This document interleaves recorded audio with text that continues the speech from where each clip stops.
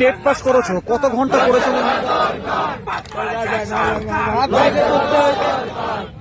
রাত জাগার সময় কি বাবা বাড়ির পাশে বসে থাকতো? বাবা আমার পাশে বসেছিল। তুমি পড়াশোনা করতে, তাই তো? হ্যাঁ, বাংলায় টেটে সারা রাত বাবারও ঘুম নাই, আমারও ঘুম নাই। পাস করার পর কি মনে হয়েছিল?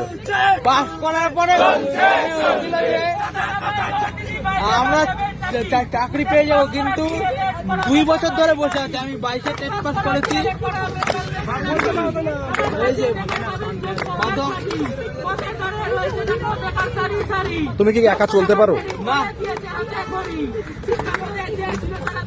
তোমরা কয় ভাই বোন? একাই আমি। বয়স কেমন হলো? বয়স আমার 25 বছর। আমার প্রশ্ন এটাই, ডিএলএড করে টেট পাস করে যদি এরকম বসে থাকতে হয়, তাহলে পরবর্তীতে যে প্রতিবন্ধীরা আসবে তারা কেন পড়াশোনায় আসবে?